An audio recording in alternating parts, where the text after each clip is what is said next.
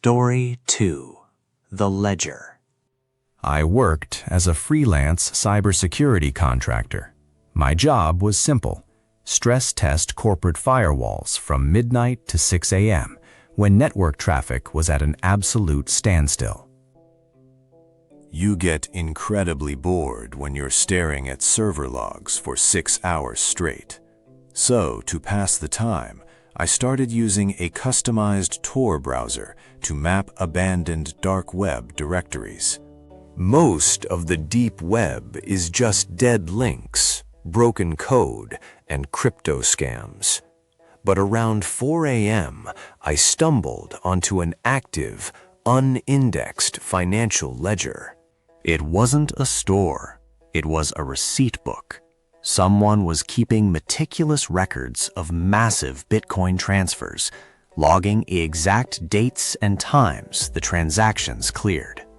Beside each payment was a single string of text, a target identifier. Usually, it was just a random username.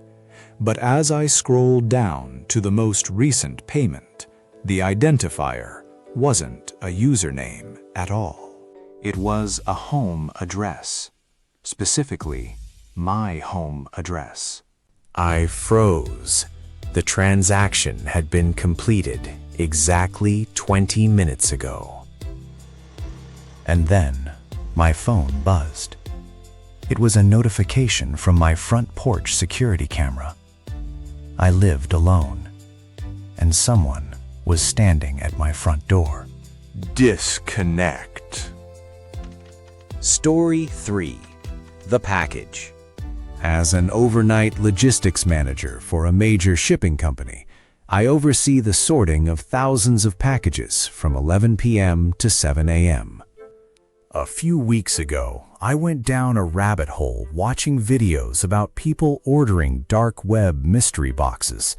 Out of sheer morbid curiosity, I downloaded a Tor browser on my personal laptop and bought one using a prepaid crypto wallet. I had it shipped directly to the warehouse so it wouldn't come near my house.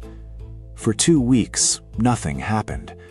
I assumed I had been scammed. Until last night. I was doing my 4 a.m. floor sweep when I found a small package sitting dead center in aisle 9. It hadn't come through our sorting machines. There was no barcode, no postage, just my first name, written in thick red marker. Someone hadn't mailed this. They had bypassed warehouse security and placed it on the floor themselves. I cut the tape. Inside was a single Polaroid photograph and a digital voice recorder.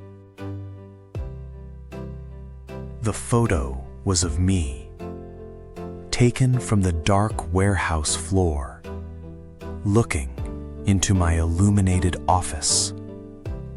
The timestamp said it was taken 10 minutes ago. I hit play on the recorder.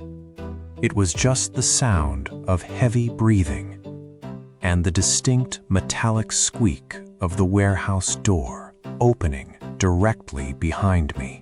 Story 4. The Live Feed. I am a night auditor at a historic 150-room hotel that stays incredibly quiet during the off-season. I spend most of my shift auditing receipts and staring at a bank of security monitors. One night, I found a thread on a deep web forum dedicated entirely to unsecured security cameras. People were posting live IP feeds of businesses, intersections, and private living rooms that had terrible password security. I clicked a link. A grid of 9 video feeds loads onto his screen. Most are dark living rooms or empty parking lots. I clicked a link to a grid of live feeds. The site was completely anonymous. I watched a sleeping family in Germany, an empty laundromat in Chicago, and then my eyes locked onto the feed in the bottom right corner. It was a black and white feed of a hotel lobby. It was my hotel lobby. I was looking at a live broadcast of myself sitting at the front desk, staring back at the screen. Our security system was a closed-loop network. It wasn't connected to the internet.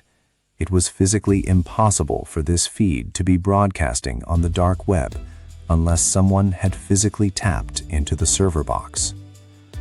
A chat box on the side of the forum lit up. User 881 typed, "He knows we are watching." Then user 404 replied, "Don't worry, I'm already in the basement." Before I could even reach for the phone to call the police, the power to the entire hotel was cut. If you ever find yourself working the night shift, stay off the dark web and always check your cameras. Subscribe to the 3 a.m. shift for more true animated nightmares.